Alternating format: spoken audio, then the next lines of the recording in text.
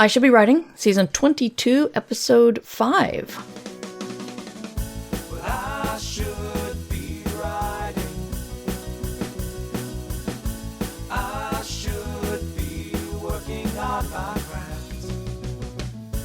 I should be writing. I should be submitting my next draft. But I'm sitting home watching Doctor Who.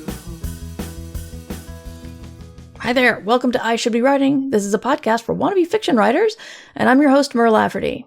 I've been writing professionally since 2011 and podcasting since 2004, so been doing it a while. And if you ever get advice from people online, make sure they have credentials, because I'm going to start talking about writing in a minute, so we'll do that. I usually start with what I've been up to. I have been fretting about my book a lot. And then I remembered that the way I work through things is actually having to sit down and write, even if I don't keep those words. So yesterday I got about 2,000 words in. So I felt good about that. Yeah, that's pretty much it. Had to be away last week to help a family member, and so I'm back now. But I have with me Olivia Waite, author of Murder by Memory, and the book that's coming out next week, which is Nobody's Baby. I'm holding it up to the camera. You can see this on YouTube later if you're listening to it. So I'm just very excited to have Olivia on. Hello, Olivia. Hello, hi Mer, and hi everyone. It's good to be here. Yeah, you want to hear something funny? I got contacted by your publicist with Murder by Memory when it came out, and I didn't get a chance to get you on the schedule. So I have an arc of Murder by Memory, and then because I have no brain, a couple of months later, I went to the bookstore and saw your book and thought, that looks good, and I bought it. And then now your publicist got in touch with me and says, you want to talk about Nobody's Baby? I said, sure. And so they sent me another Murder by Memory. So, oh no, I have given your book out to a couple of friends, and but it was just so funny. Once I started, I was cleaning up a lot of the books I have around here, and I'm like, I should not have 3 copies of this. But it is fun. Everyone knows how much I like space murder, and we've got the sort of hotel detective kind of character here dealing with space murder. So, why don't you tell us a little bit about the books, and then we'll get into one of the big things I want to talk to you about, which is beginnings. But give us the sense of the books first. Well, these started because it was the early pandemic and everybody was locked down, and it felt like we were all living in separate little spaceships for a while. I needed a new writing project to get excited about. I'd just finished a romance series, and then I was watching every murder mystery I could get my hands on, and I was thinking about all the Wodehouse books I loved growing up, and then I saw somebody on Twitter go, hey, why aren't there more murder mysteries set on generation ships? Isn't that a perfect little locked room? It doesn't get more locked than deep space. And I'm like, oh, and so the Wodehouse cruise ship and the spaceship and the murder mystery just kind of fused in my head, and my brain went, I know exactly what that sounds like. And I sat down and started asking myself questions about how that would work and what kind of murder that would be, and adding just a lot of different fun elements. And it was one of the quickest, most fun writing experiences I've ever had. It was just a little game like I was playing with myself. And so Dorothy was born kind of sui generis. She kind of popped into being like she knew who she was already. Mm-hmm. And so it's just been so much fun. So you get to play with that aunt and nephew dynamic that's so much fun, and you get to have kind of the Marple elements of a nosy older woman poking into everybody's business and unearthing secrets. And you get to kind of reinvent things like the locked room mystery. Like, instead of finding a body at the start of the first book, Dorothy finds herself in the wrong body. Right. And so what's gone wrong? How has that happened? And she has to try and figure out whose body this is and why she ended up in it when she was supposed to be kind of resting in the library where they store memories on board this ship. Mm-hmm. Yeah, it's a fun story, and your character dynamics are great. The fact that her nephew pretty much figures out who she is really fast was lots of fun.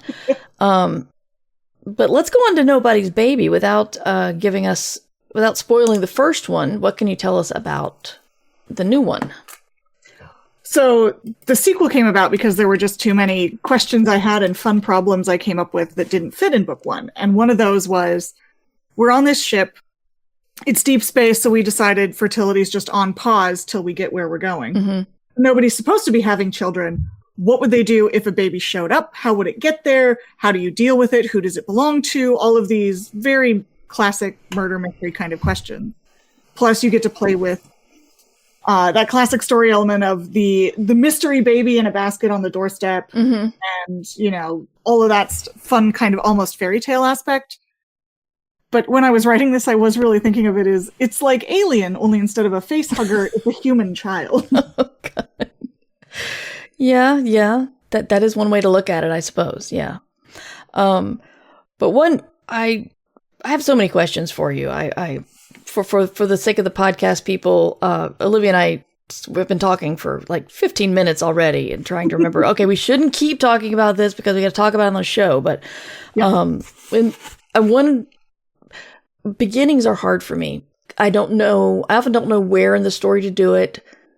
And then once I settle on something, I'm not sure if I've got the hook right. So I want to read, if you don't mind, your first sentence/paragraph of Nobody's Baby. Ruthie arrived at breakfast with no preamble, flashing on the glowing face of my pocket watch. At what age do human children grow teeth? And you've got, I feel like a hook's got to have some grounding. And also, what the hell is going on here? Bits of it. So is this something that comes naturally to you? Or did you, was that did that come about from lots of rewriting? This was definitely one of those much tweaked and brute forced kind of things where you just have to throw a bunch of things at the wall until you kind of, zero in on what on the target you're trying to hit. So I knew with this one that one of the fun things is making this child feel shocking and a little bit horrifying and unsettling, even though it's a baby. He's not going to hurt anybody, right? It's just that it's been hundreds of years since anybody's seen one. And so it kind of upends all of these social questions no, we don't even have adoption here because nobody needs adopting for 300 years. Yeah, you probably don't have diapers either. Nope. No, we have to print some of those right out. And we have to, how do you feed a baby? Who even remembers how to make formula? Things like that. Yeah. And that gets taken care of because Dorothy remembers raising Ruthie when he was younger. But I really wanted to foreground that kind of unsettling thing. So you have to disrupt the reader's relationship you can't just show them a baby, because most people who are not psychopaths see a baby and they're like, oh yes, adorable, fun, protect the kid, the very natural kind of protective reaction needed to be upset from the very first. So how do you make a baby sound like a horror monster? You start talking about the teeth. And you talk about it growing teeth and changing. And you're like, the secondary aspect is, why do people want to know about babies' teeth? That's never anything that you really want to talk about either. Yeah, I've only heard it being brought up when someone found a skull of a baby. And you saw where all the teeth were nested in the jawline, and all the adult teeth are already built in. It's a nightmare. Horrifying, absolutely horrifying. Because one of the big secrets of this lovely, cozy sci-fi mystery series is that bodies are horrifying. Yes. So there's a lot of very light body horror in this. Your body's going to do something unpredictable. It's got secrets you don't understand, and I don't know. I think it's a good time. And we're playing with that in ways that aren't designed to create dread, that are designed to create curiosity and surprise and maybe just a little bit of horror for fun. Mm-hmm. So these are not your first books. You've been a romance and paranormal romance writer. I was just looking at your backlog, and you've got so many books, including the Gay Victorian Chicken romance. Yes. That I want to read it, but I always love talking to people who've bounced around from different genres, because I wonder what brought you to science fiction, mystery, and which do you like better? And just talk about genres. Go. Well, I have never met a genre that I don't like, honestly. And the very first romance novel I read, I stole from my mom when I was 5. And it happened to be a sci-fi romance, so it was also the first sci-fi novel I read. It was basically, if you've seen Jupiter Ascending, it was like that, but with orgasm denial kink and like Conan the Barbarian's involved. So basically, like, you know, just a big bonkers 80s space extravaganza romance. I thought I was hardcore for reading Stephen King when I was like 14, but you got me beat big time. Oh no, see, I wasn't allowed to read Stephen King and I was okay with that. I am a very anxious person and Stephen King makes me feel so much dread that I just end up like putting down the book and walking away. Yeah. So I ended up more on the comedy sci-fi side of things, like, you know, Douglas Adams, of course, when I was raiding all of those Walden bookshelves. Yeah. So I was a romance reader for as long as I've been a sci-fi fantasy reader. So I've been reading McCaffrey, I've been reading Douglas Adams, Terry Pratchett. Robert Asprin's books were really important to me as a kid. Like, it goes way back. And so for me, genre is less of a choosing one over the other and more of a, well, what kind of mood am I in right now? So there are times when I go through really intense periods where all I want to read is mysteries, and there's times where all I really want is a big, epic space opera. And I don't know, I just love it. I think there's such interesting things to be done, and especially in the spaces where genres meet. Is this your first science fiction book? Or rather, Murder by Memory?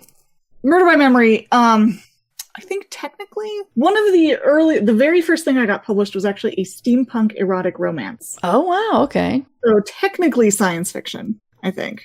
Yes. But then in a later version, there's also ghosts. So who can say? Yeah, steampunk just like kind of straddles all of the genres that it possibly can. So yeah, that's okay. Yeah. When you started getting published via with romance, what do you think writing those romances taught you that you brought to science fiction? Well, the character work, first of all. Romance lives and dies based on the character work that you're doing. And you can start with an archetype and you can start with a trope that you love, like a marriage of convenience, and enemies to lovers, all that fun stuff that we love to discuss. But it only really works if the people are interesting enough to keep you there. Like, the skeleton of a romance is really easy to come up with and people play around with it all the time. But really, really fleshing it out and making one feel real takes a lot of work and practice. And so when I come to sci-fi, it's really easy to keep in touch with, well, what are these people feeling about things? How does that affect the plot? How do these feelings change over the course of the story? And it keeps you really grounded in the character work, so you're not getting just caught up in like the sparkly fun, you know, fancy retro tech of it all. Told me about 2 other books you're working on that you're coming out. Can you tell us about those? Well, the second one's still a mystery. Okay. It was one of those unidentified book number 2 kind of things. Yeah. And then the first one is coming. We're about to start edits, and it's coming out next summer, so June. And it's a full-length prohibition paranormal romance. Oh, nice. So they'll probably brand it as like romantasy because everybody's doing that these days. But it's very much. I wrote a paranormal at the time when nobody was buying paranormals, just because it was the book of my heart. And it's set in Seattle in 1931. And so it's a slightly different prohibition than what you see in New York or Chicago. And it was just so much fun. And so it's got a bard who's a piano player at this monster speakeasy. And there he meets a siren journalist, and there's Selkies who are doing the rum running up to Canada. And it's just a good time. And there's a little bit of a mystery in it. So I was like trying to write all 3 genres at once because I like the way the shapes fit, and it feels really, when you can get them all locked together, it's like one of those the little star-shaped wooden puzzle blocks. Oh, the tangrams. Not the tangrams, the 3-dimensional ones. Oh, okay. Like, I love a tangram a lot. But the 3-dimensional star ones that you have to learn how to put together and take apart. Yeah, I think I know what you're talking about. Yeah. When everything kind of slots into place and it feels organic yet mathematical and beautiful. That's cool. That's kind of always what I'm shooting for. Excellent. What would you find your favorite trope with romance? And why do we only have, like, it feels like romance has the most easily defined tropes that are now used in marketing when people often say that they wouldn't like the tropey romances, but, they would. If you stopped doing it, they'd mind. But anyway, your favorite trope? I think, for me, marriage of convenience and all of the variations on it, like any kind of, these two people have to work together for whatever reason. Yeah. I always find that really interesting. One great example with a sci-fi bent, Everina Maxwell's Ocean's Echo. Okay. It's an MM sci-fi romance, and the premise is it's this, it's space empire, and the space empire's at war, as they often are. And so one of the heroes is in the military, but one of the problems that this empire has is pilots need to be like mentally bonded. So there's a telepathic link that they have to establish with the pilot in order for the ship to be able to fly. It's something about, wormhole space. I think Bujol does something similar in the Vorkosigan series. But these two heroes, so the first hero is in the military and ends up unwillingly bonding a pilot who's been like blackmailed into this. He doesn't choose to accept this telepathic bond. He's been forced into it. And so the power dynamics at play are very difficult, but then they end up on the enemy's side, where they think this pilot is something of a hero. And now our military hero is a prisoner, and just the way those dynamics are both internal and external, and the writing is gorgeous, and it's really, I'm not doing it justice in my description. It's one of the most incredible sci-fi romances I've ever read. And that mix, that perfect balance of they're doing all of the sci-fi things and they're doing all of the romance things, and those things are inextricable from each other. Like, you can't take either of them out without destroying the story. Right. And it's such a rush. Well, that's when the genre's working. If you can just lift it out and still have a story, then you're not really doing a good job of writing that. Exactly. Yeah, I had a murder mystery on a ship story, and my mentor read it and like a very early draft, and he's like, "Could you take them out of this spaceship and put them in a hotel, and nothing else would change?" And I'm like, maybe. So I had to throw in a little bit more SF just to make that work. Yeah. Do you have a favorite writing in, or do you just love them all? Like all the children are special. Do I have a favorite? Genre. I'm sorry. Oh gosh, no. To read to write. I'm always. I don't think I've ever been able to avoid writing a romance into something. Mm-hmm. Like, there is a very slow build romance that's happening in Dorothy Gentleman. People haven't seen a lot of it yet. There's been hints in book 1. We're going to get some stronger indications in book 2. And then book 3 brings things to a slightly more concrete resolution. Okay. And yeah, it's just, I love the way that romance gives momentum to a story. I love writing the way that a romance changes people. Yeah. Plus, the nature of romance is a slightly different genre than like mystery or sci-fi. What do you mean the nature? Well, because it's about people. Like, sci-fi is asking a question about the world, and mystery is asking a question about what justice looks like, and romance is asking a question about people. And those aren't quite the same questions, those three. And so you have to like structure how you include them slightly differently. And it's just such a fun little, my brain thinks in puzzles a lot. And so these are always just really fun puzzles for me to solve. And it just takes however long a story needs to solve them. Right. So with sci-fi romance, you get the setting and then the emotional journey within the setting that couldn't happen anyplace else. Like you say, like if you could move it from a ship to a hotel, it's not the same thing. Yeah. And sometimes all you need is just that suggestion of enclosure. Like, there are some stories where it doesn't matter if they're on a ship or a hotel, but we're still here for the story.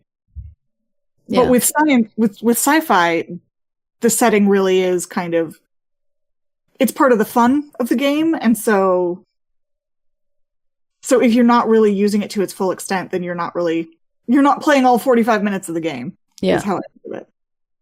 Okay. So we often advise writers, especially newer writers, to read widely outside their genre. But would you recommend they write outside of their genre as just working on craft? Yes. I mean, absolutely. When I was just starting out, I wasn't sure what kind of writer I was going to be because I liked so many things. So I was trying everything. I did flash fiction. I did romance. I did wild, like just bonkers sci-fi premises. I did National Novel Writing Month, and I didn't know where I was going with any of it. I was just, it's like when you're new, you don't know what you have to learn, and the only way to learn what you can do is to try to do it. Yeah. Especially with writing. It's really hard, and everybody does it a little bit differently. And every book is a little bit different. So it feels like I have to figure out how to write a book every time I sit down to write a different book. Yeah, I get that too. I don't like it. No, I'm like, I thought I figured this out, but no luck. So I do think occasionally stretching, and even something small, like just shifting the POV slightly or shifting the time period slightly, can feel like a stretch. When I switched from writing romance to writing sci-fi briefly for the Dorothy Gentleman series, one of the things I was excited about was if I do get to a sex scene, I'm like, oh, I can bang this out in like 2 sentences. I can do 2 elegant sentences. People know what's happened, and we can move on. Whereas in romance, there's this expectation that, oh yeah, we're going to linger here for a while, and this is going to be important, and it's going to matter. But when you've written like 10 romance novels, some of which were during the erotic romance boom, so they're very on the steamy end of things. Mm-hmm. And I'm like, I'm a little bit sick of sex scenes sometimes. And so this time I didn't have to worry about that. I'm like, oh, we can do the sci-fi type of sex scene instead of the romance type of sex scene. And it felt like I was getting to like give an overworked muscle a rest, to use an unfortunate metaphor. Yeah, we're not going to delve into that metaphor. I just find romance very difficult. I don't know. I don't know if it's like I'm embarrassed or I feel like everything is too on the nose. Yeah. You really have to push through the cringe when you're writing romance. You have to say, somebody's going to find this embarrassing and do it anyway. Yeah. But it's like I read other people's stuff and I don't say that's on the nose or that's too cringe. But when I think about it and write it, I'm like, no, that's terrible. Let's run back to friendship and stuff. So yeah, I'm trying to flex that muscle myself. We just went back to the muscle metaphor. I'm very sorry. It's hard. I mean, writing romance is extremely hard. Yeah. You don't get any shortcuts. You have to figure out a way for one character to say, I love you in a way that doesn't feel boring. Mm-hmm. That's really hard. Yeah. You have to feel like they mean it, and the reader has to kind of feel it. Yeah. And you can't just do it. You can't just be like, I love you, he said, and she didn't believe him. Like, although now that I say that out loud, God, I want to start a book like that. Yeah. Now you're doing you're just giving yourself more things to write. More work. There's a very famous opening line from Lucy Parker's contemporary romance Act Like It. And it's every evening at 7 p.m., Lainey kissed her ex-boyfriend on the mouth. And it's because they're starring in a play together in London's West End. Ah. But, it's this wonderful, little moment of, what are we doing here? Mm-hmm. This is terrible. And you get that sense of wrongness. But you want to find out why it's wrong. So if you were talking about hooks, and that's one way to do it, is just flat out say what's happening and let people be curious as to how we got here. Yeah. You have, you're not doing a book tour, but you do have 2 book events starting next week, right? You've got your launch in Seattle. That's always a weird thing for me. So tell me about what you expect out of the book launch and what you're hoping for. Oh, well, I love a book event. I spent 10 years working in bookstores. So going to a bookstore and talking to people about books feels like coming home. And almost literally in this case, Charlie's Queer Books in Fremont is just literally I could throw a baseball from that bookstore and hit the apartment I used to live in. Oh, wow. So it's really exciting to go back to the neighborhood to see what's different. You always get that sense of the memories you have not quite matching the map that you're looking at, which is so interesting for a writer to see. But it's fun to talk to people. It's fun to see people excited for the book. I listened to a lot of author events as a bookseller. So I don't tend to do readings because, the book's right there. You're going to have your relationship with that book. That's not why I'm here. So I like things like this where you talk about the process and you talk about the research involved sometimes and just how you envision a story and how you envision the kind of imagination that it takes to create fiction. It's just, I don't know, it's endlessly fascinating to me. And I love talking to people about it. And I love when people are excited.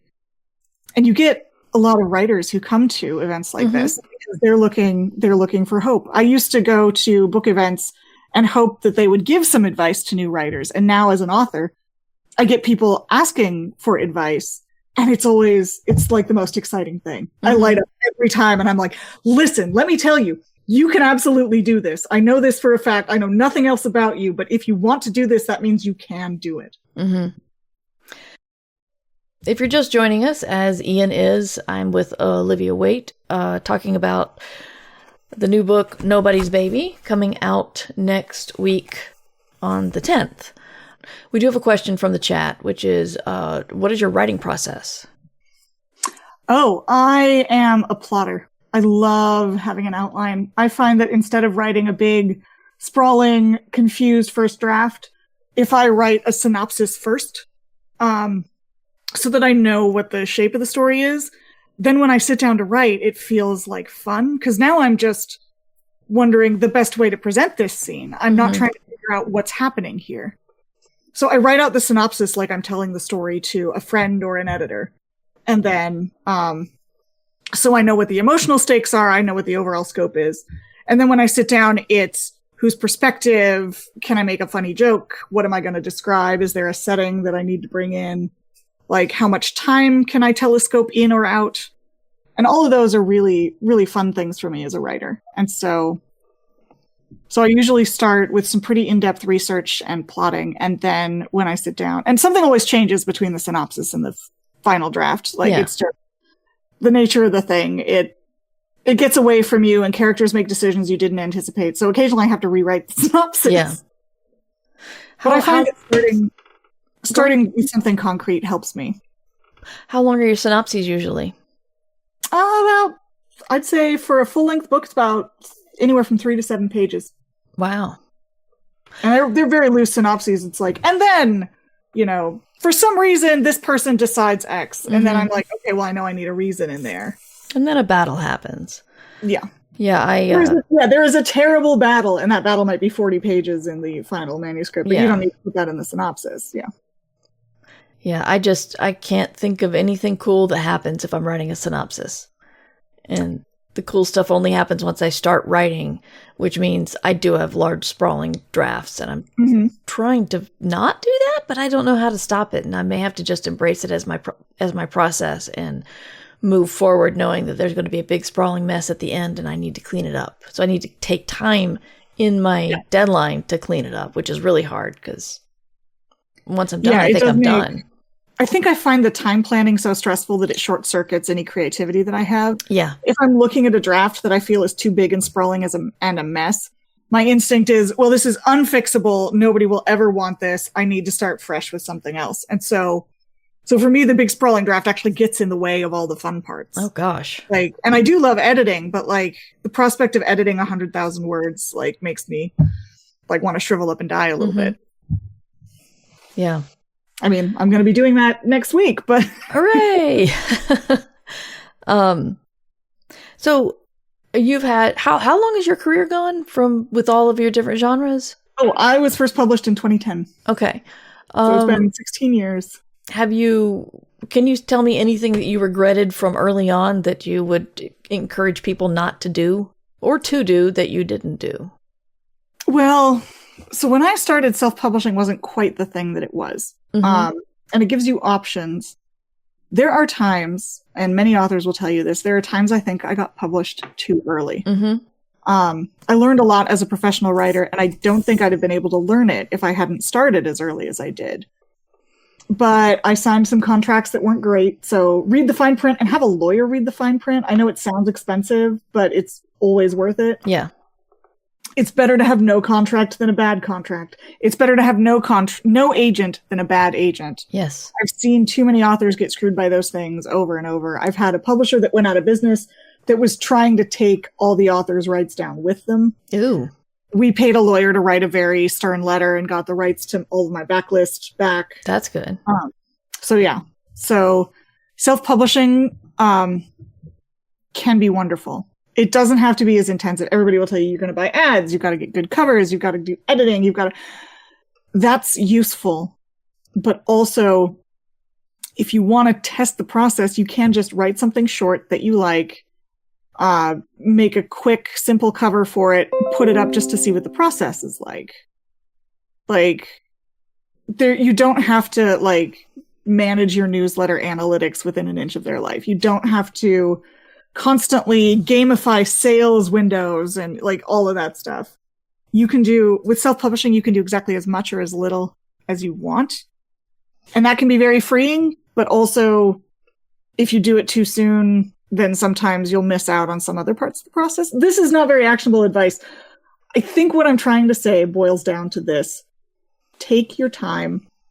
There's no rush. The audience will be here whenever your story is ready. Yeah. No, that's good. I like it. Is there anything you want to talk about that I haven't touched on?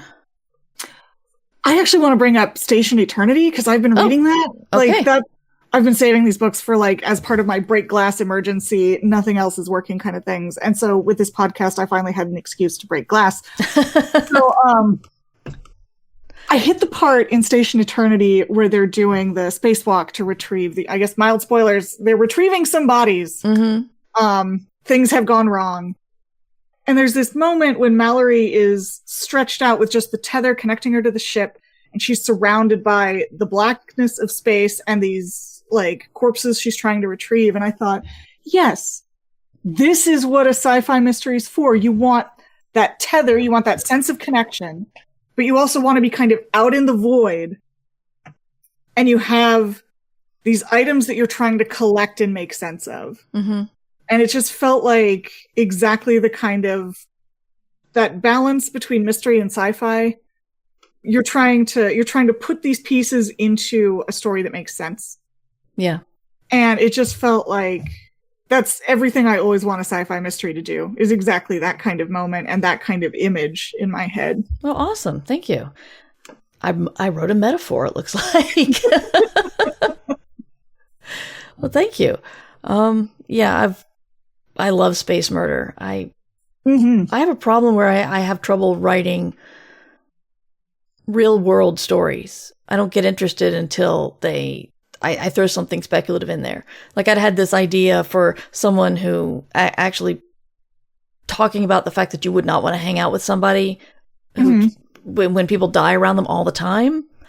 Yeah. So I had this idea for this pariah for a long time, but it wasn't until I thought, and then she goes to space like Babylon 5 that like the book came.